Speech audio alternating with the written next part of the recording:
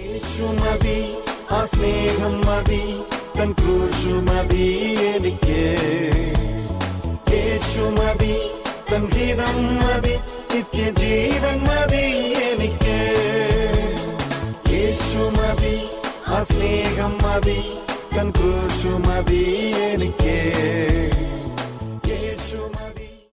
എഫേസ്യ ലേഖനം 4-ാം അധ്യായം നമ്മൾ ചിന്തിച്ചപ്പോൾ 4-ാം അധ്യായം 1-ാമത്തെ വാക്യം അവിടെ അപ്പോസ്തലൻ ഓർപ്പിച്ചു, ഞാൻ ദൈവനാമം ഓർപ്പിച്ച് നിങ്ങളെ പ്രബോധിപ്പിക്കുന്നു എന്ന് പറയുന്നു. ഇംഗ്ലീഷ് എഴുതിയേക്കുന്ന അപേക്ഷിക്കുന്നു, I beseech you, praise Lord, please നിങ്ങൾ എന്ത് ചെയ്യണം, വിളിച്ച വിളിക്ക് യോഗ്യമാവണ്ണം നിൽക്കണം.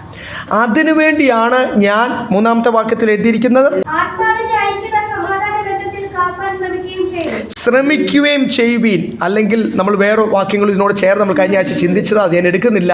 അവിടെ എല്ലാം എഴുതിയേക്കുന്ന ലേബറിങ് ആൻഡ് സ്ട്രൈവിങ്. ഇവിടെ എഴുതിയേക്കുന്ന ശ്രമിക്കണം. വേറൊരു ഭാഗത്ത് അപ്പോസ്തലൻ എഴുതിയേക്കുന്ന, നിങ്ങൾ അങ്ങനെ ആത്മാവിൻ്റെ ഐക്യതയിലും സ്നേഹത്തിലും വരുവാനാണ് ഞാൻ അധ്വാനിക്കുന്നത്, ഞാൻ പ്രയത്നിക്കുന്നത്. പ്രവർത്തിക്കുന്നതും പ്രയത്നിക്കുന്നതും ദൈവദാസന്മാർ അതിനുവേണ്ടി വേണം അധ്വാനിക്കാൻ. എല്ലാവരും ഒരുപോലെ ഒരേ കാഴ്ചപ്പാടെന്ന് പറയുമ്പോൾ താഴോട്ട് നമ്മൾ വരുമ്പോൾ നമ്മൾ പഠിച്ചതാണ്, ഇന്നും നമ്മൾ വായിച്ചു. ഒരു സ്നാനം, ഒരു വിശ്വാസം, ഒരു പ്രത്യാശ, ഒരു പിതാവ്. അവിടെ 7 കൂട്ടം കാര്യം അവിടെ എഴുതിയിട്ടുണ്ട്. അപ്പോൾ ഇതെല്ലാം നമ്മുടെ എന്തായിത്തീരണം, ഒന്നായിത്തീരണം. ചിലർ വിശ്വാസത്തിൽ വളർന്നു, ചിലർ അഭിഷേകത്തിൽ വളർന്നു, ചിലർ കൃപാവരങ്ങളിൽ വളർന്നു, ചിലർ വളരുന്നില്ല. അത് പാടില്ല. ഞാൻ ദൈവദാസൻ എന്തിനാണ് പ്രയത്നിക്കേണ്ടത്? എല്ലാ ദൈവദാസന്മാരും ഓർത്ത് പ്രാർത്ഥിക്കണം. ഈ ദിവസങ്ങൾ ഇടയന്മാരെല്ലാം ഓർത്ത് പ്രാർത്ഥിക്കണം. ഇടയന്മാരാണല്ലോ കൂടുതൽ സഭയെ അതിനുവേണ്ടി പ്രേരിപ്പിക്കുന്നത്. അവർ ജസ്റ്റ് ഒരു പ്രോഗ്രാം ഓർഗനൈസർ മാത്രമായി തീരാതെ ഓരോ വിശ്വാസിയും ഒരുപോലെ വിശ്വാസത്തിലും പ്രത്യാശയിലും ദൈവസ്നേഹത്തിലും ആത്മാവിൻ്റെ സത്യത്തിലും വിശുദ്ധിയിലും വളരുവാൻ എല്ലാവരും ഒരുപോലെ എന്ത് ചെയ്യണം, വിശുദ്ധിയിൽ വളരണം. അതിനുവേണ്ടി ദൈവദാസന്മാർ പ്രയത്നിക്കണം. പൗലോസ് പറയുന്നു, അതിനുവേണ്ടിയാണ് ഞാൻ പ്രവർത്തിക്കുന്നത്. ഇവിടും നമ്മളത് എഴുതിയിരിക്കുന്നു, നിങ്ങളെല്ലാവരും പ്രൈസ് ആ ഒരു താഴ്മയിലും ആ ഒരു ഐക്യതയിലും. താഴോട്ട് വരുമ്പോൾ എല്ലാം ഒന്നെന്ന് എഴുതിയിട്ട് 7-ാമത്തെ വാക്യം വായിക്കാം. എന്നാൽ നമ്മിൽ ഓരോരുത്തരും ക്രിസ്തുവിന്റെ ദാനത്തിന്റെ അളവിന് ഒത്തവണ്ണം കൃപ ലഭിച്ചിരിക്കുന്നു. നമുക്കെല്ലാവർക്കും എന്ത് ചെയ്തെന്ന് എഴുതിയിരിക്കുന്നത്, ക്രിസ്തുവിൻ്റെ ദാനത്തിൻ്റെ അളവിനൊത്തവണ്ണം ഓരോരുത്തർക്കും എന്ത് ലഭിച്ചു, കൃപ ലഭിച്ചു. നമുക്ക് 1 കൊരിന്ത്യർ 12-ാം അധ്യായത്തിൻ്റെ അകത്തൊക്കെ അവിടെ എഴുതിയിട്ടുണ്ടല്ലോ. 1 കൊരിന്ത്യർ 12:4-7 വരെ വായിക്കാം. വ്യത്യാസമുണ്ട്, ആത്മാവ് ഒന്നത്രേ. ശുശ്രൂഷകളിൽ വ്യത്യാസമുണ്ട്, കർത്താവ് ഒരുവൻ. പ്രവൃത്തികളിൽ വ്യത്യാസമുണ്ട്, എങ്കിലും എല്ലാവരിലും എല്ലാം പ്രവർത്തിക്കുന്ന ദൈവം ഒരുവൻ തന്നെ. ഇവിടെ എഴുതിയിരിക്കുന്നത്, എല്ലാവരുടെ മേൽ പരിശുദ്ധാത്മാവുണ്ട്, എല്ലാവർക്കും ശുശ്രൂഷകളുണ്ട്, എല്ലാവർക്കും കൃപാവരങ്ങളുണ്ട്. നിങ്ങൾ മനസ്സിലാക്കണം, ഓരോരുത്തരുടെ മേൽ കൃപ പകർന്നിരിക്കുന്നത് പോലെ. താഴോട്ട് നിങ്ങൾ ആ ഭാഗം മുഴുവൻ വായിക്കുമ്പോൾ ഈ ശുശ്രൂഷ എല്ലാം ആർക്ക് പ്രയോജനമായിട്ടാണ്? നമുക്ക് പ്രയോജനമല്ല, കർത്താവിന് പ്രയോജനം. ഈ ശുശ്രൂഷ ഓരോരുത്തരെ രൂപാന്തരപ്പെടുത്തുന്നതായിരിക്കണം. ജ്ഞാനത്തിൻ്റെ വചനം, പരിജ്ഞാനത്തിൻ്റെ വചനം, അതിന് പ്രവചനമാണെങ്കിലും, അതിന് വചന ശുശ്രൂഷയാണെങ്കിലും, അതിന് രോഗസൗഖ്യമാണെങ്കിലും, അതിന് ഇവിടെ എഴുതിയിരിക്കുന്ന കൊരിന്ത്യ ലേഖനത്തിലും കൃപാവരങ്ങളെപ്പറ്റി എഴുതിയിട്ടുണ്ട്, റോമാലേഖനത്തിലും കൃപാവരങ്ങളെപ്പറ്റി എഴുതിയിട്ടുണ്ട്. വരങ്ങൾക്ക് വ്യത്യാസമുണ്ടെന്ന് മാത്രമേ ഉള്ളൂ. ശുശ്രൂഷയുടെ മോട്ടീവ്, അതിൻ്റെ എയിം എല്ലാം എന്തുവാ? ശുശ്രൂഷകൾ മുഴുവനും നമ്മളെ കർത്താവിൽ തികവോടുകൂടി പണി, നമ്മുടെ കുറവുകളെ മാറ്റി നമ്മളെ ആത്മീയ ബലത്തിനായിട്ട്. അപ്പം ഇവിടും കൊരിന്ത്യ ലേഖനത്തിൽ നമ്മൾ കണ്ടു, ഇവിടെ ഇപ്പോൾ 7-ാമത്തെ വാക്യത്തിലും നമ്മൾ വായിച്ചു, എല്ലാവർക്കും എന്തുണ്ട്, കൃപ ലഭിച്ചിട്ടുണ്ട്. ഒരു കാര്യം നിങ്ങൾ മനസ്സിലാക്കണം, ഓരോരുത്തർക്കും കൃപ ലഭിച്ചിട്ടുണ്ട്. കൃപയും കൃപാവരങ്ങളും നിങ്ങളെ വിളിച്ച വിളി അനുസരിച്ച് ലഭിച്ചിട്ടുണ്ട്. കൃപ ലഭിച്ചിട്ടില്ല എന്ന് പറയുന്നത്, എനിക്കൊന്നും കിട്ടിയില്ല എന്ന് പറഞ്ഞ ആരെങ്കിലും ഉണ്ടോ ഇവിടെ? അല്ല, അങ്ങനെ വല്ല ചിന്തയുണ്ടോ? ഉണ്ടെങ്കിൽ നമുക്കിപ്പോൾ ക്ലിയർ ചെയ്ത് മുൻപോട്ട് പോകാം. ഞാനും ചിലത് പറഞ്ഞു, നിങ്ങൾ കേൾക്കുന്ന അത് പാടില്ലല്ലോ. നമ്മൾ ഒരേപോലെ നമ്മൾ ചിന്തിച്ചല്ലേ മുൻപോട്ട് പോകുന്നത്. എല്ലാവർക്കും എന്ത് ലഭിച്ചിട്ടുണ്ട്? ശരിക്കും പരിശുദ്ധാത്മാവുള്ളിൽ വിത്ത് വീണ് രക്ഷിക്കപ്പെട്ട് സ്നാനപ്പെട്ടവരാണ് നിങ്ങളുടെ മേൽ എന്ത് ലഭിച്ചിട്ടുണ്ട്? ഇവിടെ എഴുതിയിട്ടുണ്ട് വളരെ വ്യക്തമാണ്, ഓരോരുത്തർക്കും കൃപ ലഭിച്ചിട്ടുണ്ട്, ഓരോരുത്തർക്കും ശുശ്രൂഷയുണ്ട്. ഞാനൊരു കാര്യം കൂടെ ഓർപ്പിക്കട്ടെ, നിങ്ങളെ വിളിച്ച വിളി അനുസരിച്ചുള്ള കൃപയാണ്, അതനുസരിച്ചുള്ള ശുശ്രൂഷയാണ് നിങ്ങളുടെ മേൽ കർത്താവ് പകർന്നിരിക്കുന്നത് എന്ന് മറന്നു പോകല്ലേ. അപ്പം ഇവിടെ നമ്മൾ കണ്ടു, നിങ്ങളെ ഏൽപ്പിച്ചിരിക്കുന്ന ജോലി ചെയ്യാനുള്ള കൃപ, നിങ്ങളെ ധൈര്യത്തോടു കൂടി നിൽക്കേണ്ട കുടുംബക്കാരുടെ മധ്യത്തിൽ ദേശക്കാരുടെ മധ്യത്തിൽ, അന്യാരാധന ഉള്ളവരുടെ മധ്യത്തിൽ ധൈര്യത്തോടു കൂടി നിൽക്കുവാൻ കർത്താവ് കൃപ തന്നുകൊണ്ടാണ് നമുക്ക് നിൽക്കാൻ പറ്റുന്നത്. കഴിഞ്ഞ ദിവസങ്ങളൊക്കെ ഞാൻ പേരൊന്നും ആരുടെയും പറയുന്നില്ല, ഡീറ്റെയിൽ ആയിട്ടും പറയുന്നില്ല. എങ്കിലും ഈ ക്രിസ്മസുമായിട്ടൊക്കെ ബന്ധപ്പെട്ട് നമ്മുടെ കൂട്ടായ്മയിൽ ഇപ്പോൾ ഇവിടെ ഇരിക്കുന്നവർ ചിലരൊക്കെ വളരെ ധൈര്യത്തോടു കൂടി നിൽക്കുകയും അത് നിമിത്തം കുടുംബം എല്ലാവരും വിശ്വാസത്തിൽ വരാത്തതുകൊണ്ട് ഭയങ്കര പുകലുണ്ടായി. ചെറിയ പ്രശ്നങ്ങളല്ല, ഭയങ്കര ബോംബുകൾ പൊട്ടി. എങ്കിലും സന്തോഷത്തോടു കൂടി നിൽക്കുവാനും വീണ്ടും അതൊക്കെ ബോംബ് പൊട്ടിയാൽ എന്തോ ഒരു പടക്കമൊക്കെ പൊട്ടി അതിൻ്റെ പുകയൊക്കെ മാറിക്കഴിഞ്ഞാൽ അത് സെറ്റിലായി, അത്രയേ ഉള്ളൂ കാര്യം. വീണ്ടും സ്നേഹത്തോടുകൂടി കുടുംബമായിട്ടായിരിക്കാനൊക്കെ ദൈവം സഹായിച്ച കുടുംബങ്ങൾ നമ്മുടെ മധ്യത്തിലുണ്ട്. അതിനായിട്ട് ഞാൻ കർത്താവിനെ സ്തുതിക്കുന്നു. അവർക്കൊക്കെ അത്രയും ബലമുണ്ടെന്ന് ഞാനും അറിഞ്ഞത് അപ്പോഴാണ്. കാര്യം അവരുടെ മേൽ പകർന്ന കൃപ അനുസരിച്ചാണ്, ഇല്ലേ? കൃപ കർത്താവ് തന്നപ്പോൾ അവരെന്ത് ചെയ്തു? ബലത്തോടു കൂടി നിന്നു. നമുക്ക് ആഗ്രഹം മാത്രം മതി, നമുക്ക് എന്ത് മാത്രം മതി? അപ്പം ഓരോ കാര്യത്തിനും നമ്മളത് ചിലർ ഞാൻ ഓർക്കുന്നുണ്ട്, ഇവിടെ നേരത്തെ ഉണ്ടായിരുന്ന ആളിപ്പം വേറൊരു രാജ്യത്തേക്ക് പോയി, ഇവിടെ ഇല്ല, നാട്ടിലില്ല. വളരെ എരിവുകാരനാണ്. ഈ എരിവ് എന്നൊക്കെ പറയുമ്പോൾ ഈ പരീക്ഷന്മാരുടെ എരിവ് പോലെ ആയിപ്പോവും ചില സമയത്ത്. പുള്ളി ജോലി ചെയ്തുകൊണ്ടിരുന്ന, എറണാകുളത്ത് ജോലി ചെയ്തുകൊണ്ടിരുന്ന ഒരു സ്ഥാപനത്തിൽ, പുള്ളിയുടെ കൂടെ ആ സ്ഥാപനത്തിൽ തന്നെ 2-3 പേര് നമ്മുടെ സഭയിൽ ജോലി ചെയ്യുന്നുണ്ടായിരുന്നു.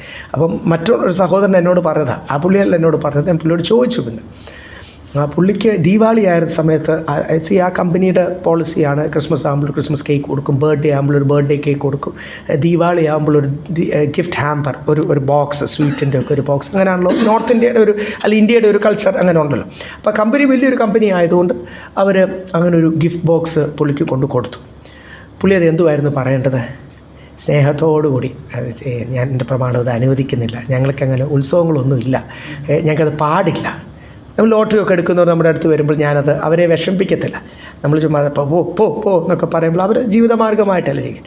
ഞാനത് പറയാറുണ്ട് പലപ്പോഴും, ഞങ്ങൾക്കത് എടുക്കാൻ പാടില്ല, അതുകൊണ്ട് പ്ലീസ് അങ്ങനെ നമ്മൾ പറയാൻ പാടുള്ളൂ. ആ പരിശുദ്ധാത്മാവിൻ്റെ പരിജ്ഞാനമല്ലേ നമ്മുടെ മേൽ. അപ്പോൾ ഞാൻ ഈ നേരത്തെ പറഞ്ഞ ആ സഹോദരൻ, തനിക്കൊരു ആ കമ്പനിയുടെ മാനേജർ ഒരു സ്നേഹത്തോടു കൂടി ദിവാലി ബോക്സ് കൊടുത്തു. അപ്പോൾ താൻ അവിടെ കിടന്നിട്ട് ഓരോറ്റ അലയം കാലിച്ചു, എന്തോ ചീത്തയും വിളിച്ചു. തെറി എനിക്ക് ചീത്ത പറയാം. പുള്ളി എങ്ങനെ തെറി പറയുന്ന ആളല്ല, പുള്ളി ദേഷ്യത്തിന് പുള്ളി ഒരു ഇംഗ്ലീഷിൽ ഒരു ചീത്തയും വിളിച്ചു. ആ കൂടിരുന്ന സഹോദരൻ കാണിച്ചു, ഇറങ്ങി പോകണമെന്നൊക്കെ പറഞ്ഞ് ഒരു വല്ലാത്തൊരു ചീത്തയും വിളിച്ചിട്ട് പുള്ളി ആ ഭയങ്കര സീൻ അവിടെ കിടന്നുണ്ടാക്കി. എരിവ് കൂടിയിട്ട് സംഭവിച്ച പരിശുദ്ധാത്മാവിൽ ആരും അങ്ങനെ ചെയ്യത്തില്ല. അങ്ങനെ ചെയ്യാനല്ല പറഞ്ഞത്. നമ്മുടെ സഹോദരങ്ങൾ കാണും, അവർ വിഷ് ചെയ്തെന്നിരിക്കും, മെസ്സേജിൽ വിഷ് ചെയ്തെന്നിരിക്കും, താങ്ക് യു പറഞ്ഞാൽ മതി. അവർ വിഷ് ചെയ്തു, തിരിച്ച് വിഷ് ചെയ്യാനൊന്നും പോകണ്ട, താങ്ക് യു, അത്രയേ ഉള്ളൂ. അവിടെല്ലാം നമ്മുടെ മേൽ പകരുന്ന അവർക്ക് മനസ്സിലാകുവാൻ നമ്മൾ ഒരു ഓപ്പൺ ടോക്ക് അല്ലെങ്കിൽ നമ്മളോട് പറയുമ്പോൾ നമുക്ക് അടുപ്പമുള്ള ഒരു കൂട്ടുകാരാണെങ്കിൽ, പ്രിയപ്പെട്ടവരാണെങ്കിൽ, ബന്ധക്കാരാണെങ്കിൽ നമ്മൾ എന്ത് ചെയ്യണം? അവർക്കറിയാം, അല്ലെ പറഞ്ഞ് മനസ്സിലാക്കണം. ഈ ഡിസംബറിലൊന്നും അല്ല കർത്താവ് ജനിച്ചത്, ഇതൊരു ദിവസം മാത്രം, ഇതൊരു സൂര്യദേവൻ്റെ, അതുകൊണ്ടാണ് എനിക്കത് ബൈബിൾ പറയാത്തത് കൊണ്ട്. ബൈബിൾ പറയാത്തതിന് എന്തിനാണ് നമ്മൾ പ്രാധാന്യത കൊടുക്കുന്നത്? അത് വെറും ഒരു ആചാരമായി പോകത്തില്ലേ? അപ്പോൾ ആ കാര്യങ്ങളൊക്കെ അത് വേറെ ഏതോ സൂര്യദേവനാണ് മഹത്വം കിട്ടുന്നത് ഞാനങ്ങനെ വിഷ് ചെയ്താൽ. അപ്പോൾ അതൊക്കെ പറഞ്ഞ് മനസ്സിലാക്കുവാനോ എല്ലായിടത്തും ഞാൻ പറഞ്ഞില്ല, ഇനി പല ഉത്സവങ്ങൾ ഇപ്പം ഓരോ കാര്യത്തിന് വരുമ്പോൾ, ഈസ്റ്റർ വരും, അല്ലെ ഓരോ വിഷയത്തിനും ആണ്ടുകൾ വരും, അവിടെ എല്ലാം പറഞ്ഞ് മനസ്സിലാക്കുവാൻ, അല്ല ചാടിക്കയറി ദേഷ്യപ്പെട്ട് വിഷയം ചീത്ത വിളിക്കുന്നതൊന്നും പരിശുദ്ധാത്മാവിലുള്ള കാര്യമല്ല. അതുകൊണ്ട് എല്ലായിടത്തും ഒരു പരിജ്ഞാനം, നമ്മൾ ആത്മീയമായിട്ട് വളരുമ്പോഴാണ് ഈ പരിജ്ഞാനം നമ്മൾ എന്ത് ചെയ്യുന്നത്? നമുക്ക് നാളെയും അവരോട് സുവിശേഷം പറയണം. ഒരൊറ്റ ദേഷ്യപ്പെടൽ നിമിത്തം ആ സുവിശേഷത്തിൻ്റെ വാതിൽ എന്ത് ചെയ്യല്ല? അടയല്ല. അതുകൊണ്ട് ഇവിടെ എഴുതിയിരിക്കുക, ഓരോരുത്തരുടെ മേൽ കൃപ പകർന്നിട്ടുണ്ട്. നമ്മൾ ആത്മീയമായിട്ട് വളരുമ്പോൾ വീണ്ടും കൃപ പകരും. ഇതറിയാത്തവരെ പറഞ്ഞ് മനസ്സിലാക്കുവാനുള്ള കൃപ പകരും. എന്തു ചെയ്താലും ദൈവസന്നിധിയിൽ വരാത്തവരെ ദൈവസന്നിധിയിലേക്ക് കൊണ്ടുവരുവാൻ, അവരെ പറഞ്ഞ് മനസ്സിലാക്കുവാനില്ലേ, പ്രൈസ് കൺവിൻസ് ദം എന്നൊക്കെ ഇംഗ്ലീഷ് ബൈബിൾ എഴുതിയേക്കുന്നത്. പ്രബോധിപ്പിക്കുക അല്ലെങ്കിൽ കൺവിൻസ് ചെയ്ത് അവരെ ദൈവസന്നിധിയിലേക്ക് കൊണ്ടുവരുവാൻ, ക്ഷീണിച്ചിരിക്കുന്നവരെ അവരെ പറഞ്ഞ് മനസ്സിലാക്കി വീണ്ടും യഥാസ്ഥാനപ്പെടുത്തുവാൻ കൃപ പകർന്നിട്ടുണ്ട്. ഒന്ന് ചിരിക്കുവാൻ, എത്ര ദൈവമക്കൾക്ക് ആ ദൈവമക്കളെ ചിരിക്കാൻ പറ്റാത്ത, നിങ്ങളോട് പല പ്രാവശ്യം പറഞ്ഞിട്ടുണ്ട്. നമ്മൾ പലപ്പോഴും ഈ സ്റ്റേഡിയം ഗ്രൗണ്ടിൽ ഞങ്ങൾ ചിലരെ കണ്ടപ്പോൾ, ലൂലൂലൊക്കെ പോകുമ്പോൾ ചിലരെ കാണും, ദൈവമക്കളാണെന്ന് വിചാരിക്കുമ്പോൾ നമ്മളൊന്ന് ചിരിക്കുമ്പോൾ അവർ എങ്ങനെയാണ് അങ്ങനെ? ഞങ്ങളൊക്കെ ഈ ബാൻഡിൽ, ഞാനും ഉണ്ടായിരുന്നു, പപ്പയൊക്കെ ഉണ്ടായിരുന്നു, ബാൻഡ് സെറ്റിലും ബാൻഡിലും ഒക്കെ ഉള്ളപ്പോൾ ഈ ഹോണർ ഗസ്റ്റിനെ മെയിൻ ഗസ്റ്റിൻ്റെ അവിടെ വരുമ്പോൾ നമ്മളെല്ലാം ഇങ്ങനെ കൊട്ടിക്കൊണ്ടിരിക്കുന്ന ഞാൻ സൈഡ് ഡ്രമ്മില്ല ബ്യൂഗിളിലും ഉണ്ടായിരുന്നു. ഇങ്ങനെ കൊട്ടിക്കൊണ്ടിരിക്കുന്ന സമയത്ത് ആ ഗസ്റ്റിൻ്റെ സ്ഥലം വരുമ്പോൾ നമ്മൾ ഗാർഡ് ഓഫ് ഓണർ എന്നൊക്കെ പട്ടാളത്തിൽ പറയും. ഞങ്ങൾക്ക് ബാൻഡ് സെറ്റിന് അങ്ങനെ ഇല്ല, എന്തെങ്കിലും ഐസ് റൈറ്റ് എന്ന് പറയും. പ്രാക്ടീസിൻ്റെ സമയത്ത് അങ്ങനെ പറയും. അപ്പോൾ നമ്മൾ എന്ത് തല ഇങ്ങനെ തിരിക്കും. അപ്പോൾ എന്നിട്ട് ആ ഗസ്റ്റ് കഴിയുമ്പോൾ നമ്മൾ തല പിന്നെ നേരെ വെക്കും. അപ്പം ഇത് ലോകത്ത് മനുഷ്യർക്കൊക്കെ പറ്റത്തുള്ളൂ. ഇങ്ങനെ ഒരാളിങ്ങനെ ദൈവമക്കളെ കാണുമ്പോൾ നമ്മൾ ചിരിക്കുമ്പോൾ നമ്മളൊരു തല ദൈവസ്നേഹത്തിലാണ് ചിരിക്കുന്നത്. ഇങ്ങനെ ചെയ്തിട്ടുണ്ട് പലപ്പോഴും. ഞാൻ വിഷമത്തോടുകൂടി ഓർത്തിട്ടുണ്ട്. ഞാൻ ഒരല്പം പരിശുദ്ധാത്മാവ് ഉള്ളിലുണ്ടായിരുന്നെങ്കിൽ. പലപ്പോഴും ചിലപ്പം പുറമേ നോക്കുമ്പോൾ ബാഹ്യ കാര്യത്തിലൊക്കെ നമുക്ക് മനസ്സിലാവും വിശ്വാസിയാണെന്ന് പെട്ടെന്ന് മനസ്സിലായതുകൊണ്ടാണ് നമ്മൾ ചിരിക്കുന്നത്. പക്ഷെ ഒരല്പം പോലും ദൈവസ്നേഹമില്ലാതെ ഞാനതിനിങ്ങനെ മനസ്സിലാക്കുന്നത് സമാധാനമില്ല, ആ കുടുംബത്തിന് എന്തില്ല, സന്തോഷമില്ല. കർത്താവിലുള്ള സന്തോഷമാണ് നമ്മുടെ ബലം. ആ കുടുംബത്തിന് സന്തോഷമില്ല, ആ കുടുംബത്തിന് ദൈവം നടത്തുന്ന അവസ്ഥയിൽ സംതൃപ്തിയില്ല, ആ കുടുംബം പ്രത്യാശയില്ല, സ്വർഗീയ പ്രത്യാശയില്ല. പിന്നെ ലോകം പറയുന്ന ഒരു പേരുണ്ടല്ലോ, പെന്തിക്കോസ്തുകാരാ, ഏതോ ഒരു കാരാ, ഏതോ ഒരു സഭയുടെ മെമ്പറാണ്, ഞാൻ ഇന്ന സഭയുടെ മെമ്പർ, പേര് ബാഡ്ജ് മാത്രമേ ഉള്ളൂ. പ്രൈസ് കാഹളം ഓതുമ്പോൾ ഈ സൈസ് ഒന്നും എടുക്കപ്പെടത്തില്ല ദൈവമക്കളെ. നമ്മുടെ മേൽ വചനം പറയുന്ന പോലെ കൃപ പകർന്നിട്ടുണ്ട്. ഉണ്ടോ ദൈവമക്കളെ? അപ്പം ഈ കൃപ കൂടുതൽ പകരുമ്പോൾ നമ്മുടെ ജീവിതത്തിൽ മാറ്റമുണ്ടാവും. പാരമ്പര്യ സ്വഭാവങ്ങൾ ഓരോ ഏരിയകൾ മാറ്റം ഉണ്ടാകും. അവിടെ എല്ലാം ധാരാളം കൃപ പകരട്ടെ. ഇവിടെ നമ്മൾ കണ്ടു ഓരോരുത്തരുടെ മേൽ കൃപ പകർന്നിട്ടുണ്ട്. 8ാമത്തെ വാക്യം, അതുകൊണ്ട് അവൻ ബദ്ധന്മാരെ പിടിച്ചുകൊണ്ട് പോയി ഉയരത്തിൽ കയറി മനുഷ്യർക്ക് ദാനങ്ങളെ കൊടുത്തു എന്ന് പറയുന്നു. കർത്താവിനെ പറ്റിയാ പറയുന്നത്. സങ്കീർത്തനം 68 നിന്നുള്ള ഒരു ഉദ്ധരണിയാണ് ഇവിടെ എഴുതിയിട്ടുണ്ട്. ബദ്ധന്മാരെ കണ്ടിട്ട് കർത്താവ് എന്ത് ചെയ്തു? നമുക്കറിയാം, ക്രൂശിക്കപ്പെട്ട് കഴിഞ്ഞിട്ട് വീണ്ടും സ്തോത്രം പാതാളത്തിലേക്ക് പോയി ബദ്ധന്മാരെ കണ്ടു. അടുത്ത വാക്യത്തിൽ എഴുതിയിട്ടുണ്ട്. എന്നിട്ട് കർത്താവ് എന്ത് ചെയ്തു? ഉയരത്തിലേക്ക് പോയി സർവ്വനാമത്തിനും മേലായ നാമമായിട്ട് കർത്താവിനെ പിതാവ് എന്ത് ചെയ്തു? ഉയർത്തി. ആ ഒരു ഭാഗം എടുത്തു പറഞ്ഞിട്ടാണ് കയറി മനുഷ്യർക്ക് എന്ത് ചെയ്തു? ദാനങ്ങളെ കൊടുത്തു. 8ാമത്തെ വാക്യത്തിൽ അതിനാണ് എംഫസിസ് കൊടുക്കുന്നത്. കർത്താവ് ഉയരത്തിൽ കയറി. ആ ദാനം ഏതാണെന്ന് നമുക്കറിയാം. നമ്മൾ ആദ്യമേ ഡിസ്കസ് ചെയ്ത ദൈവത്തിൻ്റെ പരിശുദ്ധ ആത്മാവ്. ഞാൻ പോകുന്ന നല്ലത്, പോയാൽ ഉടനെ കാര്യസ്ഥനെ നിങ്ങളുടെ അടുത്ത് അയക്കും. ആ ദൈവത്തിൻ്റെ ആത്മാവ്, പരിശുദ്ധാത്മാവ് സകല സത്യത്തിലും നിങ്ങൾ എന്ത് ചെയ്യും? വഴി നടത്തും. ഒരു കാര്യസ്ഥനായിട്ട്, ഒരു ഗൈഡായിട്ട്. അപ്പോൾ ഇവിടെ എഴുതിയിട്ടുണ്ട്, കർത്താവ് ഉയരങ്ങളിലേക്ക് പോകുന്നതിന് മുമ്പേ കർത്താവ് നമ്മുടെ മേൽ എന്ത് പകർന്നു? ദൈവത്തിൻ്റെ പരിശുദ്ധാത്മാവിനെ പകർന്നു. കാരണം കർത്താവും ദൈവത്തിൻ്റെ സ്നാനപ്പെട്ടപ്പോഴും പരിശുദ്ധാത്മാവ് ഒരു പ്രാവ് എന്ന പോലെ പിതാവൻ ഒരു മനുഷ്യനായിട്ട് വന്നു, നമുക്കൊരു മാതൃകയായിട്ട് ജീവിച്ചുകൊണ്ട്. അല്ലെങ്കിൽ കർത്താവിൻ്റെ മേൽ പരിശുദ്ധാത്മാവ് ഒന്നും പകരണ്ട. അവിടെ നമ്മൾ കാണുന്നു എങ്ങനെ ഒരു ക്രിസ്തീയ ജീവിതം ജീവിക്കേണ്ടത്, ലോകത്തിൽ ജയാളിയായിട്ട് ജീവിക്കേണ്ടത് കാണിച്ചോണ്ട്. അപ്പം അന്ന് തൊട്ട് ശുശ്രൂഷയിൽ കർത്താവിനെ നടത്തിയ ദൈവത്തിൻ്റെ പരിശുദ്ധാത്മാവാണ്. റോമാലേഖനത്തിൽ എഴുതിയിരിക്കുന്നു, ഈ ആത്മാവാണ് മരിച്ചവരുടെ ഇടയിൽ നിന്ന് കർത്താവിനെ എന്ത് ചെയ്തത്? ഉയർത്തിയത്. അപ്പോൾ എല്ലാ വിഷയത്തിലും ജയാളിയായി തീർന്നു. പാപിണിയായ സ്ത്രീകളോട് കർത്താവ് ഒത്തിരി സംസാരിച്ചു. കർത്താവ് അവരുടെ പാപത്തിൽ വീണില്ല, അവരുടെ മോഹത്തിൽ പെട്ടില്ല, അവരുടെ പാപത്തിൽ നിന്ന് അവരെ വിടുവിച്ചു. രോഗിയായ രക്തസ്രാവായ സ്ത്രീ കർത്താവിനെ തൊട്ടു, രോഗികൾ കർത്താവിനെ തൊട്ടു, കുഷ്ഠരോഗികളെ കർത്താവ് തൊട്ടു. അവരുടെ കുഷ്ഠം ഇങ്ങോട്ട് വന്നില്ല, കുഷ്ഠരോഗിക്ക് സൗഖ്യമുണ്ടായി. സ്തോത്രം. അവിടെ എല്ലാം കർത്താവ് ജയാളിയായിട്ട് നിന്നത് എന്തുകൊണ്ടാണ്? പല വിധത്തിലും കർത്താവിനെ വാക്കിൽ പിടിക്കാൻ പരീക്ഷന്മാർ പുറകെ നടന്നു. പരിശുദ്ധാത്മാവ് നിറവിൽ നിന്നതുകൊണ്ട് തുടക്കം തൊട്ട് കുഞ്ഞിലേ തൊട്ട് അവിടെ എഴുതിയിരിക്കുന്ന പരിശുദ്ധാത്മാവിൻ്റെ നിറവിനാൽ ഇല്ലേ, അത് നമുക്കൊരു മാതൃകയായിട്ട്. അപ്പം നമ്മളങ്ങനെ കുഞ്ഞിലേ തൊട്ട് ജീവിക്കട്ടെ. അതുകൊണ്ടാണ് കർത്താവിനെ പറ്റി അങ്ങനെ എഴുതിയിരിക്കുക. അപ്പോൾ പരിശുദ്ധാത്മാവിൻ്റെ നിറവിൽ അവരുടെ ആ ഉള്ളിലുള്ള ക്രൂക്കഡ്നെസ്, അവരുടെ ആ കൗശല ബുദ്ധി അല്ലെങ്കിൽ കുയുക്തി കർത്താവ് വിവേചിച്ച് അവനുള്ള മറുപടി നേരത്തെ അങ്ങ് കൊടുത്തു. ഇതെല്ലാം സംഭവിച്ചത് എങ്ങനെ? അവരുടെ ഉള്ളിലുള്ള മനസ്സിലായത് എങ്ങനെ? വിവേചിച്ചത് എങ്ങനെ? കർത്താവ് പരിശുദ്ധാത്മാവിനാൽ. അപ്പം പാപത്തെ ജയിച്ച് പിശാച് ടെംപ്റ്റ് ചെയ്യാൻ വന്നു. പിശാച് 3 പ്രാവശ്യം കർത്താവിനെ പല പ്രാവശ്യം പരീക്ഷിക്കാൻ വന്നു. 40 ദിവസം ഉപസിച്ചപ്പോൾ അവസാനത്തെ ദിവസം തന്നെ എന്ത് ചെയ്തു? 3 പ്രാവശ്യം പരീക്ഷിച്ചു എന്നാണ് ബൈബിളിൽ ഇരിക്കുന്നത്. അപ്പോൾ ഈ പരീക്ഷകളിലെല്ലാം സാത്താനെ എന്നെ വിട്ടു പോ, നിൻ്റെ പണിയൊന്നും എൻ്റെ അടുത്ത് നടക്കത്തില്ല എന്ന് പറയുവാൻ കാരണം, സാത്താൻ്റെ പദ്ധതി എന്തുവാന്ന് മനസ്സിലാക്കാൻ കാരണം ദൈവത്തിൻ്റെ പരിശുദ്ധാത്മാവിന്. അപ്പം കർത്താവിൻ്റെ ജീവിതം പരിശുദ്ധാത്മ നിറവിനാൽ എവിടെ ചെന്ന ചിലടത്ത് മിണ്ടാതിരിക്കാൻ പറയുമ്പോൾ കർത്താവ്, ഇത് അധികാരികളുടെ മുമ്പിലാണെങ്കിലും കർത്താവ് എന്ത് ചെയ്തു? മിണ്ടാതിരുന്നു. കോടതിയിലാണ് മിണ്ടാതിരുന്നു. സംസാരിക്കാൻ പരിശുദ്ധാത്മാവ് പ്രേരിപ്പിച്ചപ്പോൾ, പിതാവിൻ്റെ ഹിതമായപ്പോൾ കർത്താവ് ധൈര്യമായിട്ട് എന്ത് ചെയ്തു? സംസാരിച്ചു.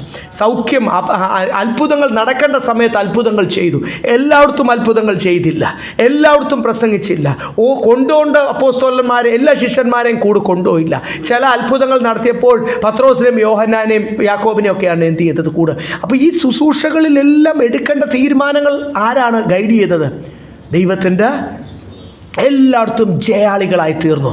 മരണത്തെയും ജയിച്ച്, ഹേ മരണമേ നിന്റെ ജയം എവിടെ? ഹേ മരണം, പാതാളമേ നിന്റെ വിഷമുള്ള എവിടെ എന്ന് പറഞ്ഞുകൊണ്ട് മരണത്തെയും ജയിച്ച് ഉയർത്തെഴുന്നേറ്റ കർത്താവ് ഇവിടെ എഴുതിയിരിക്കുക. ഉയർത്തെഴുന്നേറ്റപ്പോൾ മനുഷ്യപുത്രന്മാർക്ക് അതേ ദാനം കൊടുത്തു. നമ്മളും ഈ മരുഭൂമി യാത്രയിൽ പാപത്തെയും ജയിച്ച് പിശാചിൻ്റെ തന്ത്രത്തെയും ജയിച്ച് കർത്താവ് പുനർദാനത്തിൽ ഒന്നാമനായതുപോലെ, സകലത്തിലും താൻ മുൻപനായതുപോലെ ഞാനും എന്ത് ചെയ്യണം? കാഹളം ഊതുമ്പോൾ അതിനാണ് ദൈവത്തിൻ്റെ പരിശുദ്ധാത്മാവിൻ്റെ ഉള്ളിൽ പകർന്നിരിക്കുന്നത് എന്ന് 8ാമത്തെ വാക്യത്തിൽ പറഞ്ഞിട്ട്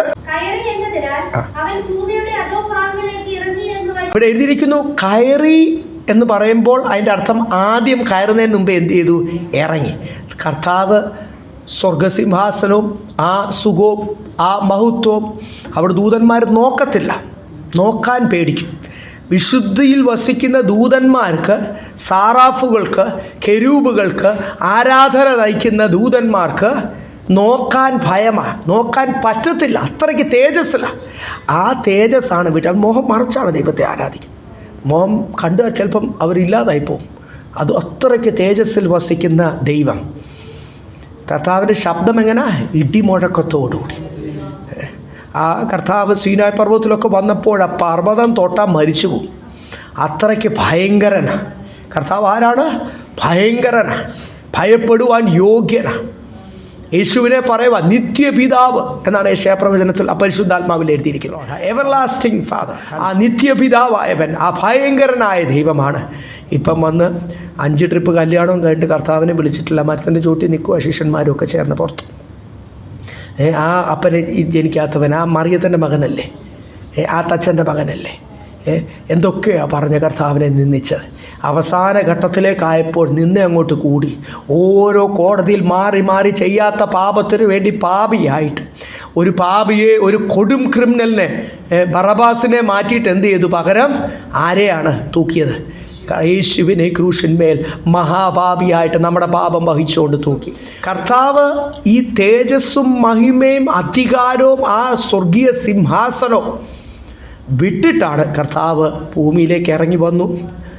വീണ്ടും താന്നു, ഒരു മനുഷ്യനായിട്ട് അവസാനം മരണത്തോളം താന്നു. ഒരു ശപിക്കപ്പെട്ടവനായിട്ടാണ് ക്രൂശിൽ തൂങ്ങുന്നവൻ ശപിക്കപ്പെട്ടവൻ. നമ്മുടെ ശാപമേക്കുവാനും ശപിക്കപ്പെട്ടു. വീണ്ടും ആ തീർന്നില്ല. ക്രൂശിച്ച് കഴിഞ്ഞ് എന്ത് ചെയ്തു? വീണ്ടും താന്നു, പാതാളം വരെയും താന്നു. പഴയ നിയമ ഭക്തർ അവിടെ കിടപ്പുണ്ട്. പഴയ നിയമ കാലഘട്ടത്തിൽ ജീവിച്ചവരവിടെ ഉണ്ട്. അവർക്കും അവരെയും ന്യായം വിധിക്കണം. ദൈവത്തിൻ്റെ നീതി നോക്കിയേ, അവരെയും ന്യായം വിധിക്കണമെങ്കിൽ ഒരിക്കലെങ്കിൽ അവരെന്ത് ചെയ്യണം? യേശുവിൽ കൂടെ രക്ഷയുള്ളൂ എന്ന് അവരും കേൾക്കണം. അതുകൊണ്ട് പഴയ നിയമ ഭക്തരുടെ അടുത്തും പഴയ നിയമ കാലഘട്ടത്തിൽ ജീവിച്ചവരുടെ അടുത്തും അവരെല്ലാം ആത്മാക്കൾ വിശ്രമിക്കുന്ന പാതാളത്തിലേക്ക് ഇറങ്ങി, അല്ലെങ്കിൽ അവർ ആത്മാവ് വിശ്രമിക്കുന്ന ബന്ധിതരുടെ അടുത്ത് എന്നിട്ട് കർത്താവ് എന്ത് ചെയ്തു? സുവിശേഷം പ്രസംഗിച്ചു. നമ്മൾ ബൈബിളിൽ കാണുന്നു, യോന കടൽ മത്സ്യത്തിൻ്റെ വയറ്റിൽ 3 രാവും 3 പകലും ആയിരുന്നപ്പോൾ കർത്താവ് അത് പാതാളത്തിൽ അല്ലെങ്കിൽ ഭൂമിയുടെ ഇടയ്ക്ക് അടിയിൽ അത്രത്തോളം കർത്താവ് താന്നു എന്ന് ഇവിടെ 9ാമത്തെ വാക്യത്തിൽ എഴുതിയിട്ടാണ്. സ്തോത്രം. ഉയർന്നു എന്ന് പറഞ്ഞാൽ കർത്താവ് എന്ത് ചെയ്തു? ഇത്രത്തോളം താന്നു. എന്തിനാ താന്നത്?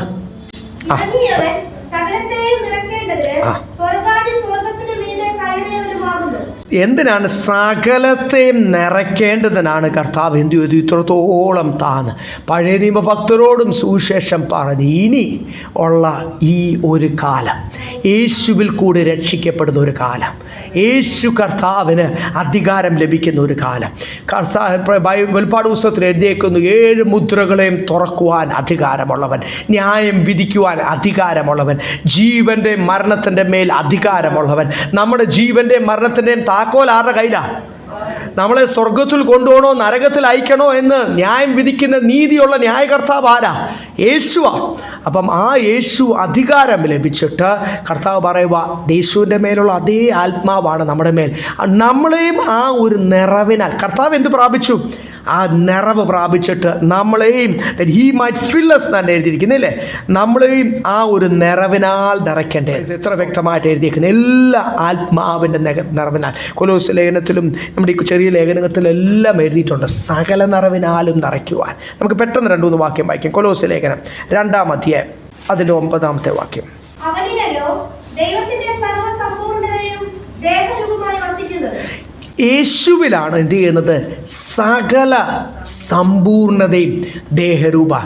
ആ യേശു അതേ നിറവിനാലാണ് നമ്മളെയും നിറയ്ക്കുന്നത്. കർത്താവ് താണതും അത് കഴിഞ്ഞ് ഉയർന്നതും പുനർദാനം പ്രാപിച്ചത് എന്തിനാണ്?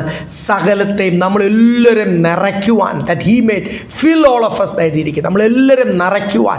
കാരണം എന്തോ? സകല നിറവിനാൽ നിറഞ്ഞവൻ. ആ നിറവിനാലാണ് നമ്മൾ നിറയ്ക്കുന്നത്. പലപ്പോഴും ആൾക്കാർ രക്ഷിക്കപ്പെട്ടു, സ്നാനപ്പെട്ടു, പിന്നെ ആൾക്കാരുടെ വിചാരം സ്വർഗത്തിലേക്കുള്ള ടിക്കറ്റ് ഉറപ്പാണ്. അപ്പോൾ ടിക്കറ്റ് കിട്ടി, എനിക്ക് സ്നാനപ്പെട്ട് കഴിഞ്ഞാൽ എന്തുവാ രക്ഷ നഷ്ടപ്പെടത്തില്ല എന്ന് പറഞ്ഞങ്ങ് നടന്നോളൂ. അങ്ങനെ പ്രസംഗിക്കുന്നവരും പഠിപ്പിക്കുന്നവരും ഒക്കെയാണ് കൂടുതൽ. ഈ ഒത്തിരി പേര് കൂടുന്ന കൂട്ടങ്ങളിൽ ഇങ്ങനെ തന്നെ പഠിപ്പിക്കുന്നത്. അതുകൊണ്ടാണ് അവർക്കൊരു കുഴപ്പമില്ലാത്തത്. എങ്ങനെ വേണേലും പോയിരിക്കാം.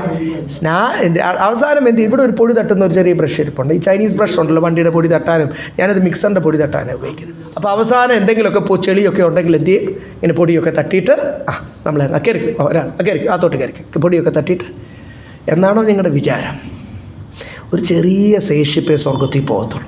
അത്രയും മനസ്സിലാക്കിയാൽ ഒരു ചെറിയ ശേഷിപ്പ് കർത്താവിൻ്റെ മണം. അത് കഴിഞ്ഞ് ഒത്തിരി പേര് ആ വാതുക്കൽ വന്ന് മുട്ടും. അപ്പോസ്തലന്മാർ മുട്ടും, ശക്തരായി നിന്ന ദൈവദാസന്മാർ മുട്ടും. നിൻ്റെ നാമത്തിൽ ഞാൻ എന്ത് ചെയ്തു? അത്ഭുതങ്ങൾ ചെയ്തു, അടയാളങ്ങൾ ചെയ്തു, വീര്യപ്രവൃത്തികൾ ചെയ്തു. യേശു എന്ത് മറുപടി പറയും? ഞാൻ നിങ്ങളെ ഗെറ്റ് ലോസ്റ്റ്. ഇച്ചിരി കട്ടിയാ വാക്ക് കേൾക്കാനല്ലേ, എന്നെ വിട്ട് കടന്നു പോകാൻ. നമ്മുടെ മുഖ്യമന്ത്രി പറഞ്ഞ പോലെ കടക്ക് പുറത്ത് എന്ന് പറയും കർത്താവ്. ആ ശബ്ദം പിന്നെ കേട്ടോണ്ടിരിക്കും. പിന്നെ അവിടെ കിടന്ന് പ്ലീസ് ഒന്നും പറയാൻ ഒരു സാഹചര്യം കർത്താവ് ഒരുക്കത്തില്ല. ദൂതന്മാർ അപ്പഴേ പിടിച്ച് അവരെ എങ്ങോട്ടാണ് പിന്നെ കൊണ്ടുപോകുന്നത്? അവർക്ക് അകത്ത് കയറാൻ പറ്റിയില്ല. പിന്നെ അവർ പോകുന്നത് എങ്ങോട്ടാ? നരകത്തിലേക്കാ. മറന്നു പോകല്ലേ. അതുകൊണ്ട് ഇവിടെ നമ്മൾ കണ്ടു സകലത്തെയും നിറയ്ക്കുവാൻ. എഫേസ്യ ലേഖനം 3-ാം അധ്യായം 19-ാമത്തെ വാക്യം.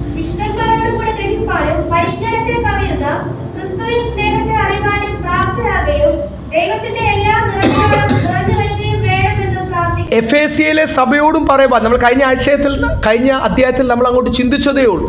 എഫേസ്യർ 3:19 എഴുതിയിരിക്കുക. നമ്മളിപ്പം വായിച്ച വാക്യത്തിൽ എഴുതിയിരിക്കുക, ക്രിസ്തുവിൻ്റെ സകല നിറവിനാൽ നിറഞ്ഞു വരുവാൻ. എന്തിനാണ്? ക്രിസ്തുവിൻ്റെ സകല നിറഞ്ഞ to fill us with all the goodness of Christ, with all the fullness of Christ എന്നാണ് ഇംഗ്ലീഷ് ബൈബിൾ എഴുതിയേക്കുന്നത്. ഞാൻ പറഞ്ഞല്ലോ, സ്നാനപ്പെട്ടിട്ട് മതി എന്ന് വിചാരിച്ചിരിക്കുന്നവരൊന്നും കാള് ഊതുമ്പോൾ എടുക്കപ്പെടത്തില്ല. നിങ്ങളിപ്പോഴും ആ സ്നാനപ്പെട്ട സമയത്തെ അല്ലെ കുറച്ചുകൂടെ ഒന്ന് ബലം പ്രാപിച്ചിനോ? ഒരു 50%, 60%, ഇനി 85%. ഇവിടെ എല്ലാം ഒറ്റ വാക്കേ ഉള്ളൂ, ഫുൾനെസ്. ഫുൾ എന്ന് പറഞ്ഞാൽ എന്തോ ദൈവമക്കളെ? നിറവ്. അതിൽ കുറച്ച് ഒന്നും കർത്താവ് പ്രതീക്ഷിക്കുന്നില്ല. ക്രിസ്തുവിൻ്റെ സകല നിറവിനാൽ നിറയണം. പാസ്റ്ററിൻ്റെ അല്ല, വേറെ ആരുടെ അല്ല. നമ്മുടെ റോൾ മോഡലും നമ്മുടെ അളവുകോൽ ആരാ?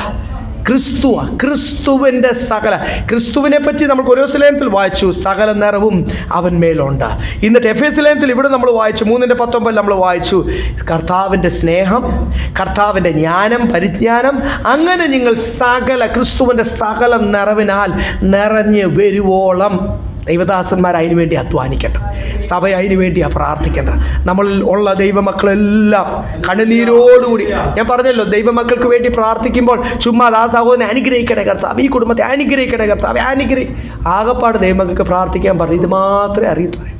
ശരിക്കും ദൈവത്തിന് വേണ്ടി നിൽക്കുകയും കർത്താവിന് വേണ്ടി വില കൊടുക്കുകയും കർത്താവിന് വേണ്ടി ശക്തിയോടുകൂടി നിൽക്കുകയും ചെയ്യുന്നവരെ പരിശുദ്ധാത്മാവ് പറയും അവരെ അനുഗ്രഹിച്ച് പ്രാർത്ഥിക്കാൻ.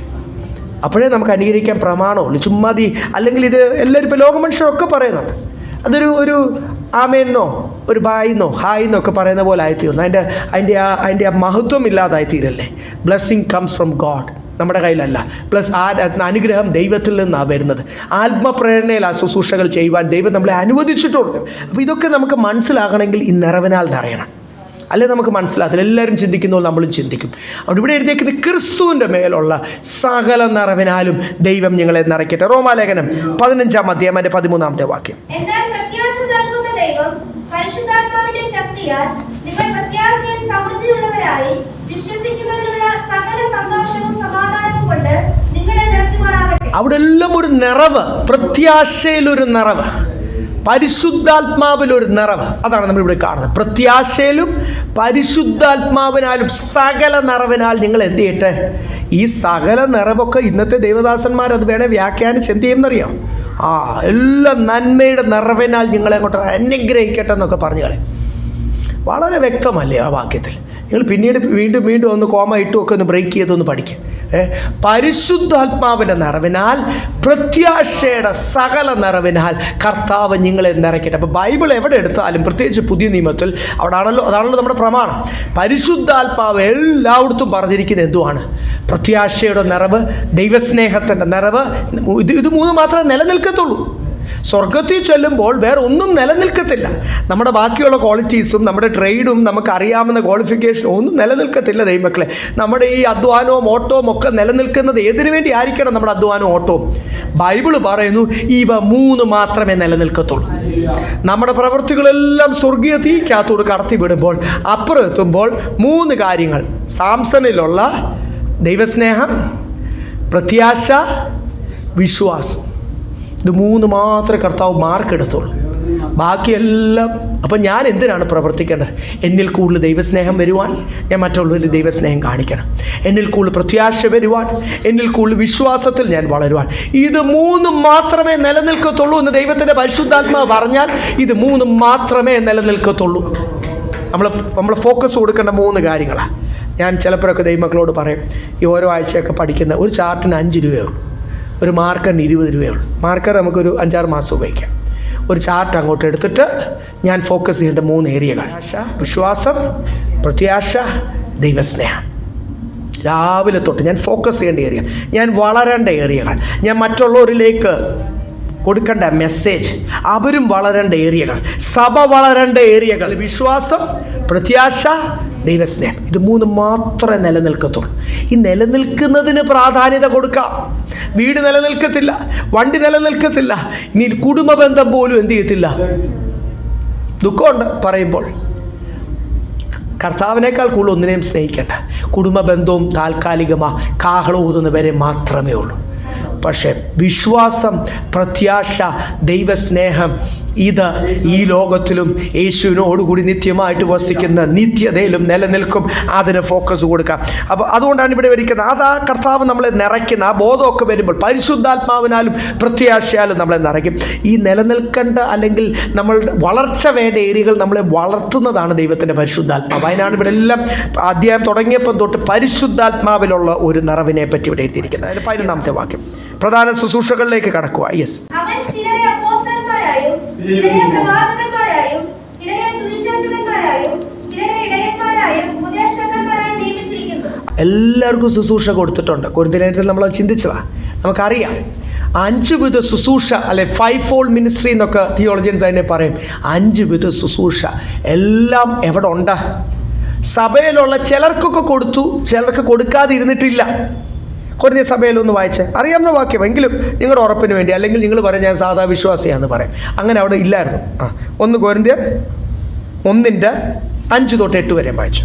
ക്രിസ്തുവിന്റെ സാക്ഷ്യം നിങ്ങളിൽ ഉറപ്പായിരിക്കുന്നതുപോലെ അവനിൽ നിങ്ങൾ സകലത്തിലും വിശേഷാൽ സകല വചനത്തിലും സകല പരിജ്ഞാനത്തിലും സമ്പന്നരായിരിക്കുന്നു. ക്രിസ്തുവിൻ്റെ സാക്ഷ്യം. നിങ്ങൾ രക്ഷിക്കപ്പെട്ടപ്പോൾ എന്തു ചെയ്തത്?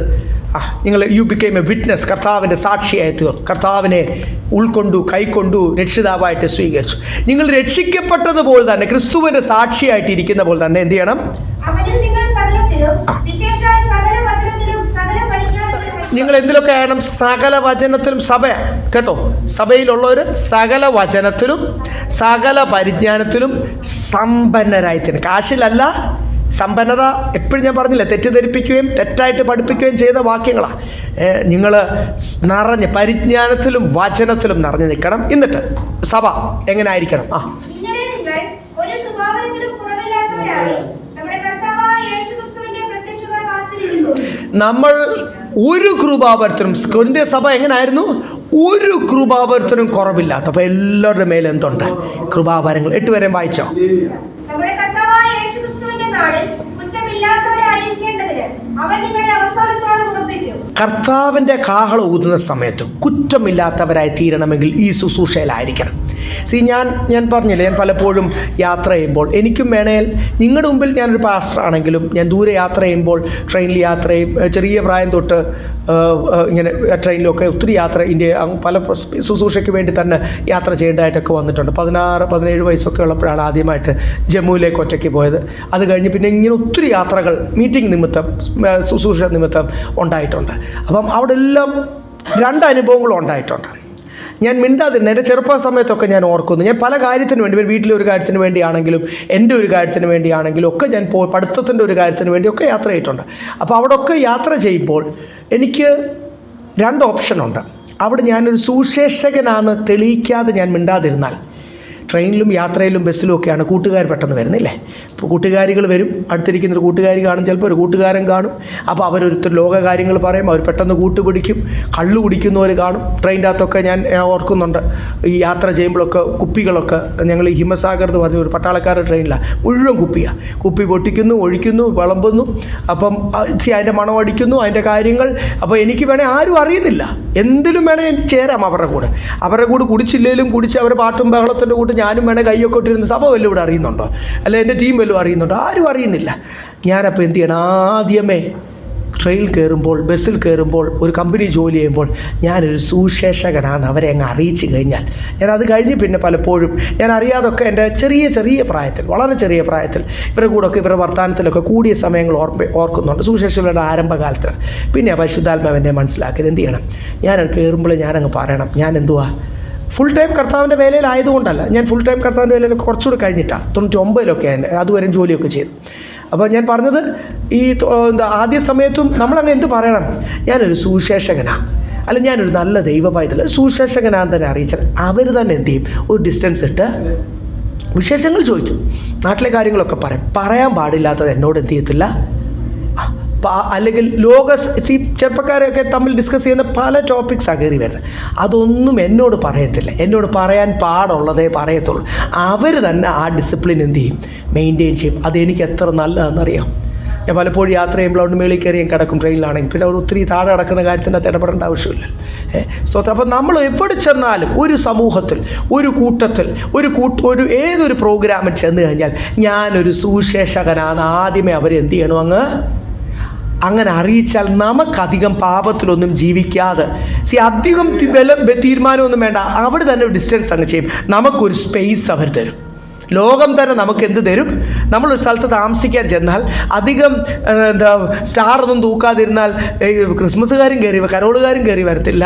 ആവശ്യമില്ലാത്ത കാര്യത്തിനകത്തൊന്നും ഇടപെടാതിരുന്നു കഴിഞ്ഞാൽ ലോകമനുഷ്യർ ചുമ്മാതെ കയറി വർത്താനം പറഞ്ഞുകൊണ്ടിരിക്കുന്ന സഹോദരിമാരും ഓരോരുത്തരൊക്കെ അവിടെ കാണും, ഓരോ ദേശത്തും കാണും, അവരൊന്നും കയറി വരത്തില്ല. കാര്യം നമ്മൾ ആ ദേശത്ത് ഒരു ദൈവ പൈതലായിട്ട്, ഒരു സുശേഷക കുടുംബമായിട്ട് അറിയിച്ചു കഴിഞ്ഞാൽ ആ ദേശത്തെ ആൾക്കാർ തന്നെ നമുക്കൊരു സ്പേസ് അങ്ങ് മാറ്റിവെക്കും. അവരെ ബൈബിൾ അനുസരിച്ച് ജീവിക്കുന്ന ഒരു കുടുംബമാണ്. അവരെ അധികം എന്ത് ചെയ്യണ്ട? ട്രബിൾ ചെയ്യണ്ട. അതിന് ട്രബിൾ ചെയ്യാൻ പോയാലും അത് അവരുടെ അടുത്ത് നടക്കത്തില്ല. ഇന്ന കാര്യത്തിനൊന്നും ചെന്ന് കഴിഞ്ഞാൽ, അല്ലെങ്കിൽ ഓരോ പള്ളിയുടെ അമ്പലത്തിൻ്റെ പിരിവിനൊന്നും ചെന്ന് കഴിഞ്ഞാൽ അവർ കൊടുക്കത്തില്ല, അവരതിലൊന്നും ചേരത്തില്ല. അവരെ പിന്നെ കളിയാക്കിയിട്ട് നമുക്കൊരു സ്പേസ് അങ്ങ് തരും. പക്ഷെ നമ്മളവരെ കാണുമ്പോൾ സഹായിക്കും, വിശേഷങ്ങൾ ചോദിക്കും, ആവശ്യത്തിന് സഹായിക്കും, എന്ത് വിഷയത്തിനും അവരുടെ ഭവനത്തിൽ ചെന്ന് അവരെ സഹായിച്ചു, അതിനൊന്നും ഒരു കുഴപ്പവുമില്ല. നമുക്കൊരു സ്പേസ് തരും. അപ്പോൾ ഏറ്റവും നല്ലതാണ്, എൻ്റെ മേലൊരു കൃപാഭരമുണ്ട്, ഞാൻ ആ കൃപാഭരം കൈകാര്യം ചെയ്യുവാൻ ഇവിടെ 5 വിധ ശുശ്രൂഷകളുടെ അകത്ത് ഒരു ശുശ്രൂഷ ദൈവം എന്നെയും ഏൽപ്പിച്ചിട്ടുണ്ടെന്നൊരു ബോധ്യം ആദ്യം രക്ഷിക്കപ്പെട്ട ദൈവമക്കൾക്ക് ഉണ്ടാകണം. അതിൻ്റെ അകത്ത് സുശേഷകൻ, സുശേഷകി എന്നുള്ള വിളി എല്ലാവരുടെ മേലും ഉണ്ട്. അതല്ലാതെ ഒരു കൃപാവരം കൂടി കർത്താവ് തന്നിരിക്കും. കൂടുതൽ കൃപാവരങ്ങൾ കർത്താവ് നമ്മളെ ഏൽപ്പിക്കുമ്പോൾ അതനുസരിച്ച് വിശ്വസ്തരായി തീരും. അപ്പോൾ ഇവിടെ കൊരിന്ത്യർ സഭ പറയുക, സ്തോത്രം, നിങ്ങളെല്ലാവരും എന്ത് ചെയ്യണം? കൃപാവരങ്ങൾക്ക് കുറവില്ലാത്ത ഒരു കൂട്ടമായിട്ട് നിങ്ങൾ നിൽക്കണം. അടുത്ത വാക്യം വായിക്കും, 12ാമത്തെ വാക്യം തിരിച്ച് നമ്മുടെ യെസ്. വിശ്വാസത്തിലും ദൈവപുത്രനെ കുറിച്ചുള്ള പരിജ്ഞാനത്തിലുമുള്ള ഐക്യതയും തികഞ്ഞ പുരുഷത്വവും. ഇതെന്തിനാണ് ഈ 5 വിധ ശുശ്രൂഷകൾ? വളരെ വ്യക്തമായിട്ട് അവിടെ എഴുതിയിരിക്കും. എന്തിനാണ് ഈ ശുശ്രൂഷകൾ? എല്ലാവരെയും പണിതെടുക്കുവാൻ. ഈ ശുശ്രൂഷകൾ എന്തിനാ? ഞാനൊരു സുവിശേഷകനാണ്, ഞാനങ്ങ് ചിലരുണ്ട് പാസ്റ്ററാണെങ്കിൽ ഒരു ഇടയനെയാണ് ശരിക്കും പാസ്റ്റർ എന്ന് വിളിക്കുന്നത്. അപ്പം ബാക്കിയുള്ളവർ എല്ലാവരും ആരാ? നമ്മളെല്ലാവരും ആരാ? പാസ്റ്റർ ഉൾപ്പെടെ ആരായിരിക്കണം? സുവിശേഷകരാ. അപ്പം സുവിശേഷകനാണ് ചിലർ എന്ത് ചെയ്യും? EVG, ഇവാഞ്ചലിസ്റ്റിൻ്റെ ഷോർട്ട് ഫോം. EVG സാംസൻ്റെ. പാസ്റ്ററാണ് PR. ചിലർ ദൈവത്തിൻ്റെ പേരിങ് എടുക്കും, റെവറൻറ്റ് എടുക്കാൻ പാടില്ല. അപ്പം മലയാളത്തിലാണ് റവ എന്ന് എഴുതും, ഇംഗ്ലീഷാണ് REV എന്ന് എഴുതും, റെവ്. ചിലർ അപ്പോസ്തോൽ, ഇപ്പോഴത്തെ പുതിയതാണ് അപ്പോസ്തോൽ, APO അല്ലേ, സ്വയം അപ്പോസ്തോൽ. അപ്പോൾ ഇങ്ങനെയൊക്കെ ഓരോരുത്തർ ഇത് ഇവാഞ്ചലിസ്റ്റ് എന്ന് പറഞ്ഞൊരു ബോർഡ്, ഇപ്പോൾ ഈ ക്യാപ്റ്റനും കേണലും ലെഫ്റ്റനൻറ്റും കമാൻഡറും ഒക്കെ ബോർഡ് എഴുതി വെക്കും, ഡോക്ടറും ഒക്കെ ബോർഡ് എഴുതി വെക്കുന്ന വീടിൻ്റെ ഫ്രണ്ടിൽ ഒരു ബ്രാസിൽ ഞാൻ ഇവാഞ്ചലിസ്റ്റ് ആണെന്നൊരു ബോർഡ് എഴുതി വെക്കാനല്ല, സുവിശേഷകൻ്റെ വേല ചെയ്യണം. എന്തുവാണ് സുവിശേഷകൻ്റെ വേല? എന്തുവാണ് സുവിശേഷകൻ്റെ വേല? എന്തുവാ? ഞാനിങ്ങനെ നന്നായിട്ട് വലിയ പാപമൊന്നും ജീവിക്കാതിരുന്നാൽ മതിയോ? ഇവിടെ തന്നെ എഴുതിയിട്ടുണ്ടല്ലോ, നമുക്കൊന്ന് വായിക്കാം. അറിയാവുന്ന വാക്യം റോമാലയനത്തിൽ എഴുതിയിരിക്കുന്ന 10-14-15 ഒന്ന് വായിച്ച് അറിയാവുന്ന കാര്യം. റോമൻസ് 10:14-15. എന്നാൽ അവർ വിശ്വസിക്കാത്തവനെ എങ്ങനെ വിളിച്ചപേക്ഷിക്കും? അവർ കേട്ടിട്ടില്ലാത്തവനെ എങ്ങനെ വിശ്വസിക്കും? പ്രസംഗിക്കുന്നവൻ ഇല്ലാതെ എങ്ങനെ കേൾക്കും? ആരും അയക്കാതെ എങ്ങനെ പ്രസംഗിക്കും? നന്മ സുവിശേഷിക്കുന്നവരുടെ കാൽ എത്ര മനോഹരമെന്ന് എഴുതിയിരിക്കുന്നു. സുവിശേഷം പറയുന്നവരുടെ കാൽ എത്ര മനോഹരം.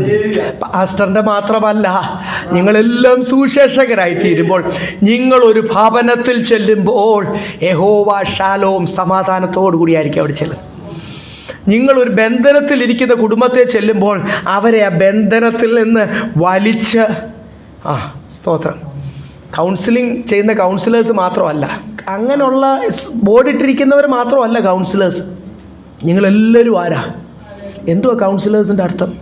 ആലോചന പറയുന്നവൾ, അത്രയേ ഉള്ളൂ. അപ്പം നിങ്ങൾ എന്ത് പ്രാപിക്കണം? ദൈവത്തിൽ നിന്ന് നല്ല ആലോചനകൾ പ്രാപിച്ച് മറ്റുള്ളവരായിരിക്കുന്ന ബന്ധനത്തിലും നിങ്ങൾക്ക് നല്ല അനുഭവങ്ങൾ ദൈവം തരും. നമ്മളെ തന്നെ പല അനുഭവങ്ങളിൽ കൂടി കർത്താവ് കടത്തിവിടുന്നത് എന്തിനാണെന്നറിയാം? നല്ല കൗൺസിലേഴ്സായി തീരാനാ. അനുഭവങ്ങളിൽ നിന്ന് നിങ്ങൾക്ക് പറയാം, ഞങ്ങളും ഈ അനുഭവത്തിൽ കൂടി കടന്നു പോയതാ സഹോദര സഹോദരി, ആ സമയത്ത് ഞങ്ങൾ ഇങ്ങനെയാണ് ചെയ്തത്, ദൈവം ഞങ്ങളെ സഹായിച്ചു. ഒരു കൗൺസിലാണ്. ഒരു കൗൺസിൽ പറയുന്നത്, ഒരു കൗൺസിലിയോട് ഒരു കൗൺസിൽ പറഞ്ഞാൽ ദേ ബിക്കം എ കൗൺസിലർ, അത്രയേ ഉള്ളൂ. സ്തോത്രം. അപ്പം നിങ്ങളെല്ലാം നല്ല ആലോചനക്കാരായിട്ട് നല്ല തികഞ്ഞ പരിജ്ഞാനത്തിൽ അത് പറയുമ്പോൾ, അപ്പോൾ അനേകർ ബന്ധനത്തിലിരിക്കുന്നവരെ പൗലോസ് പറയുന്ന പോലെ മോചിപ്പിക്കുവാൻ, അന്ധകാരത്തിലിരിക്കുന്നവരെ വെളിച്ചത്തിലേക്ക് വരുവാൻ. ഇനി വചനത്തിൻ്റെ വിഷയത്തിൽ തന്നെ തെറ്റിച്ച് പഠിപ്പിച്ച് ദുരുപദേശത്തിൻ്റെ അകത്ത് പലവിധ താഴോട്ട് വായിക്കുമ്പോൾ എഴുതിയിട്ടുണ്ട്, പലവിധ ഉപദേശത്തിൻ്റെ കാറ്റിനാൽ എല്ലായിടത്തും പോയി, ചിലരുണ്ട് എല്ലായിടത്തും പോയി ആമേ എന്ത് കേട്ടാലും ആ പ്രസംഗം കേട്ടുകൊണ്ടിരിക്കും, എന്നിട്ട് ആമേ.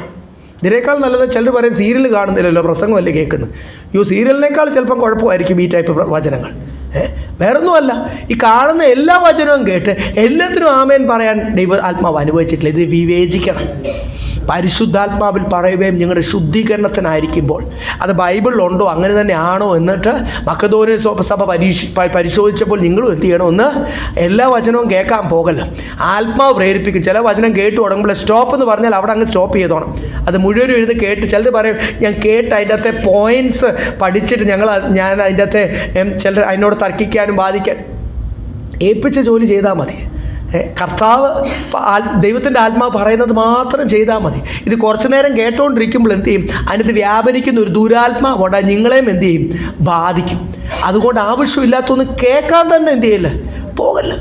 ദേവദാസനെ ഞാൻ പോലും പലരും പല കാര്യങ്ങൾ അയച്ചു തരും, ഒന്ന് കേട്ട് തുടങ്ങും. കൂടുതലും കേൾക്കാൻ സമയമില്ല.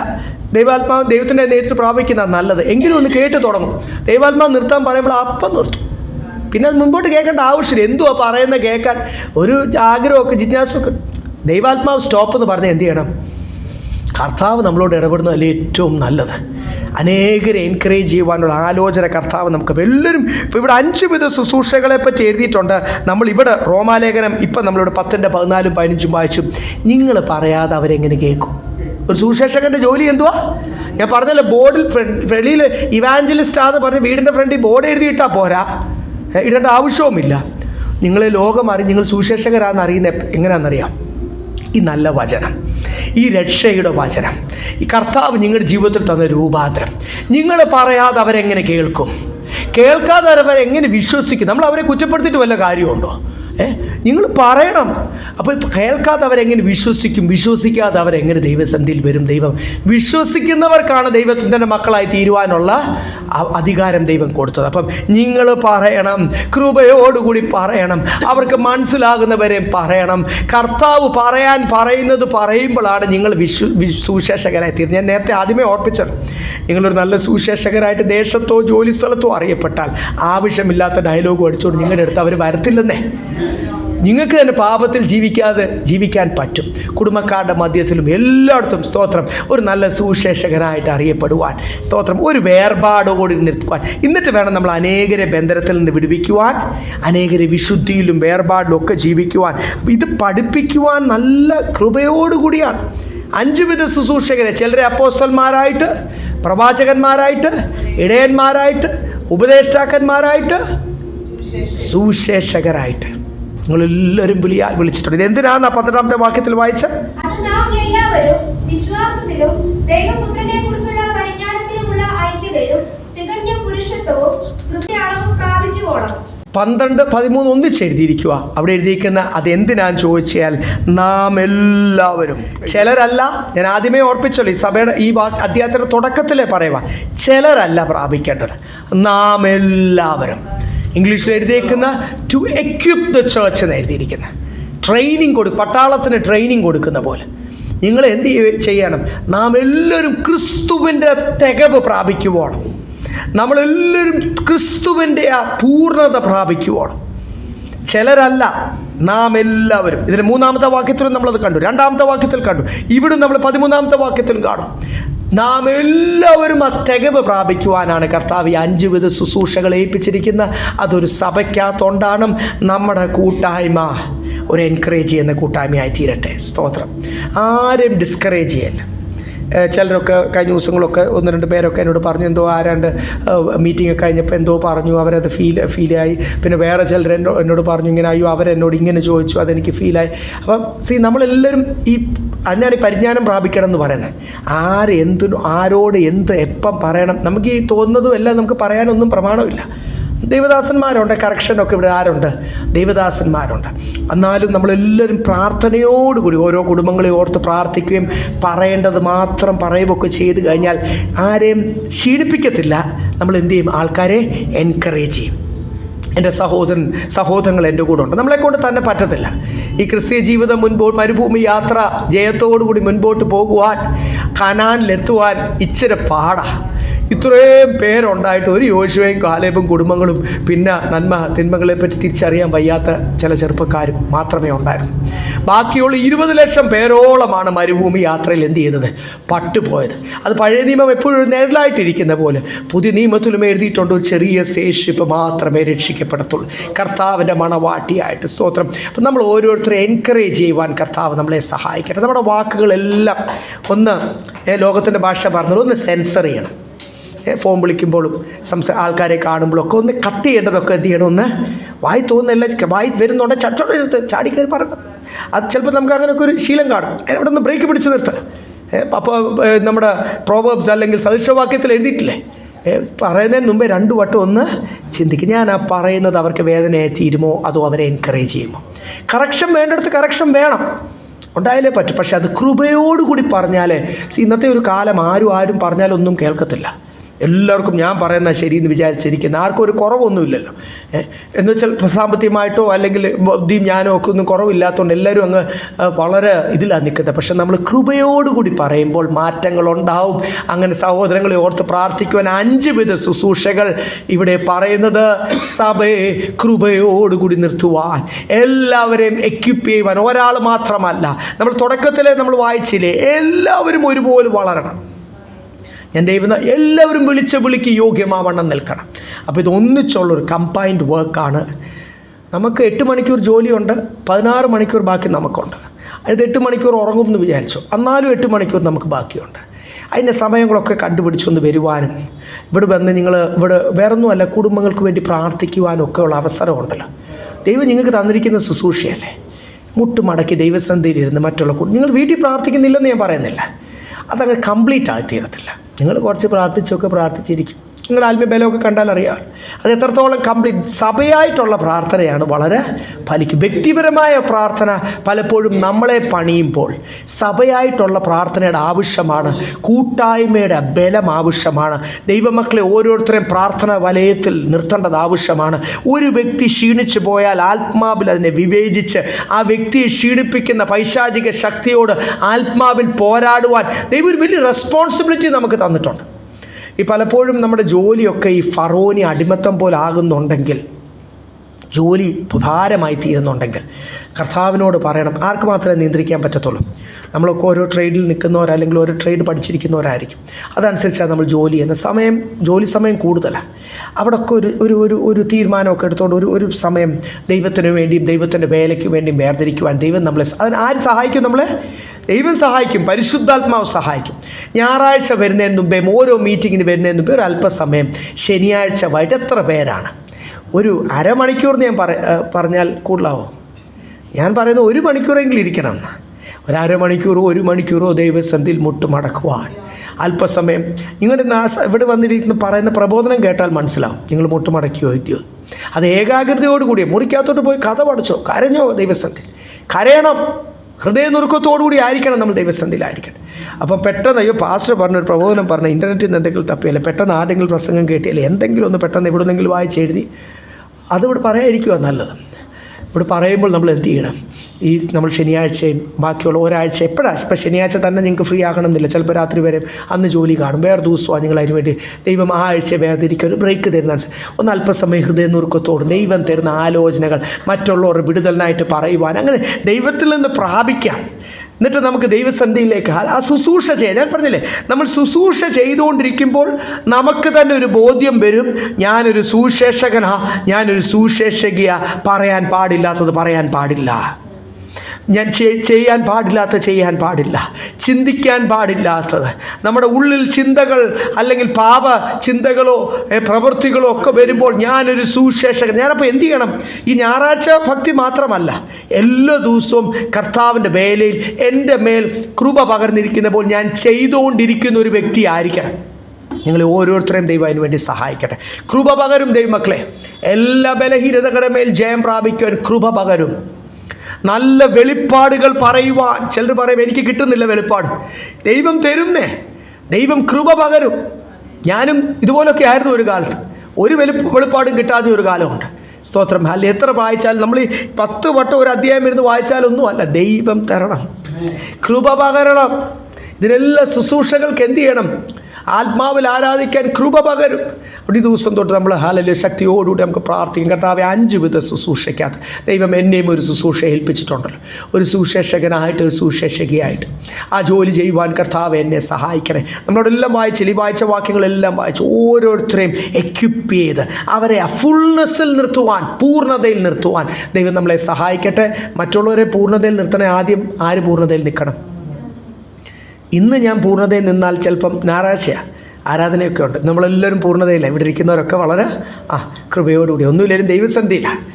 നാളെ ചിലപ്പോൾ ആ പൂർണ്ണത കാണത്തില്ല എങ്കിൽ പിന്നെ അവിടെ പിശാച് നമ്മുടെ ജീവിതത്തിൽ പോരാടും, നമ്മുടെ ജീവിതത്തിൽ കിടന്ന് കളിക്കും, ശുശ്രൂഷകളൊന്നും ചെയ്യാൻ പറ്റില്ല. അപ്പോൾ എല്ലാ ദിവസവും രാവിലെയും ഉച്ചയ്ക്കും വൈകിട്ടും കൃപ നമ്മുടെ മേൽ പകരട്ടെ. ദൈവം ഞങ്ങളെ അതിന് വേണ്ടി സഹായിക്കണം. ശുശ്രൂഷയിൽ വളരെ